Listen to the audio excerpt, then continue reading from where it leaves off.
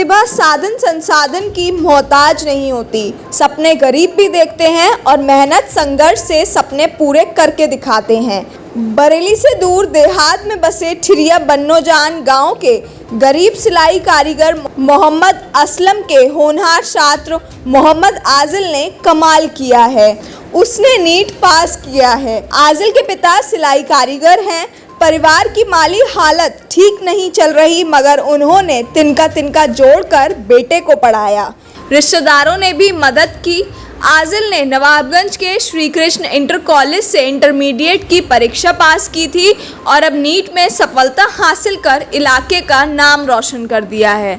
मोहम्मद आजिल अपने गांव का पहला ऐसा मेधावी है जो डॉक्टर बनने जा रहा है। उसकी कामयाबी पर पिता मोहम्मद असलम और मां नाजरीन का सीना गर्व से चौड़ा हो गया है। मोहम्मद आजिल से जानिए उसकी कामयाबी के राज। जी, मेरा सफ़र असल में ये नीट के लिए तो 5 साल पहले शुरू हुआ था। मेरा ये 5th अटैम्प्ट था। 5th अटैम्प्ट में मैंने ये नीट क्वालिफाई कर लिया है। इसमें मैंने 613 मार्क्स ऑब्टेन किए। तो वैसे तो ये सिलसिला बहुत पहले से सोच लिया था मैंने 10th के बाद कि मैं नीट करूँगा। फिर उसके बाद मैंने 11th किया, 12th किया, तो फाइनेंशियली इतना मैं स्ट्रॉन्ग था नहीं। उसके बाद 1 साल मुझे गैप भी लेना पड़ गया फाइनेंशियली प्रॉब्लम की वजह से। मैंने बीएससी में एडमिशन ले लिया। फिर उसके बाद मैंने बीएससी को छोड़ दिया। उसके अगले साल को मैं कोचिंग करने चला गया और घर से मैं इतना स्ट्रॉन्ग तो हूँ नहीं, तो मैं अच्छी कोचिंग तो ज्वाइन नहीं कर पाया। बरेली में एक ऐसी ही है, सही पैसों में अच्छी कोचिंग हो जाती है, विजडम क्लासेस नाम से। मैंने वहाँ कोचिंग ज्वाइन की। वहाँ के टीचरों ने मुझे बहुत अच्छे से मेरे बेसिक बिल्कुल सारे क्लियर करे। अच्छी पढ़ाई हुई मेरी। वहाँ पर मैं रहा, मैंने कोचिंग की, तैयारी की। मेरा BAMS में नंबर आ गया 1 साल। फिर लोगों ने कहा कि BAMS में एडमिशन ले लो, लेकिन फिर मैं नहीं माना। मेरे को पता था मुझे को MBBS करना है। फिर अगले साल को मैंने तैयारी की वहीं पे रह के। फिर मेरा BAMS में ही आया। फिर मैं बिल्कुल टूट चुका था। मेरे को भी लगने लगा था अब शायद मुझसे नहीं होगा। घर वाले भी पैसे दे कर थक चुके थे। घर वालों के बस के नहीं रही थी कि हम आगे पढ़ा सकेंगे। फिर उसके बाद मुझे फिर भी मैं सेटिस्फाई नहीं हुआ। मुझे लगा कि मैं MBBS कर सकता हूँ, मैं BAMS पे नहीं रुकूँगा। घर वालों ने कहा बेटा हम तो अब पढ़ा नहीं पाएंगे, आप BAMS ही कर लो। तो फिर उसके बाद मैंने कहा मेरा तो मन नहीं है, आप कह रहे हैं तो हम कर लेते हैं। तो फिर अंकल बोले कि हम ऐसा है, अगर तेरा मन है MBBS करने का तो हम तुझे पैसे देते हैं, तू तेरा जहाँ मन करे वहाँ पढ़। तो हमारे अंकल और आंटी ने हमको पैसे दिए और हमको बाहर भेजा राजस्थान कोटा में पढ़ने के लिए।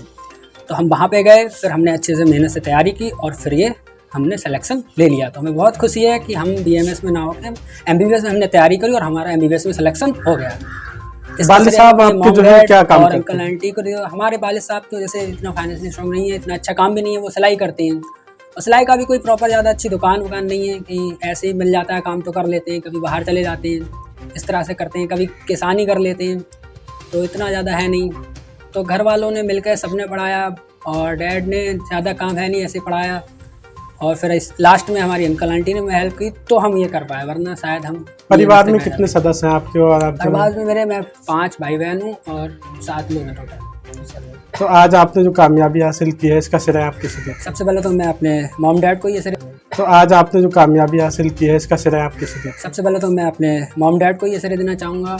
उसके बाद मेरी फैमिली, अंकल आंटी और सबसे स्पेशल मेरे टीचर्स को मैं ये श्रेय देना चाहूँगा। आपने जिस तरह से तैयारी की है, तो जो मेडिकल लाइन में आना चाह रहे हैं, जो तैयारियों में जुटे हुए हैं, तो उन लोगों के लिए क्या मैसेज दें? जी बिल्कुल, उनके लिए है, बहुत अच्छी लाइन है ये। आप मेहनत करिए, लेकिन ये मेहनत मांगती है। ऐसा नहीं कि आप मतलब ले लिया एडमिशन पढ़ ही नहीं रहे हैं।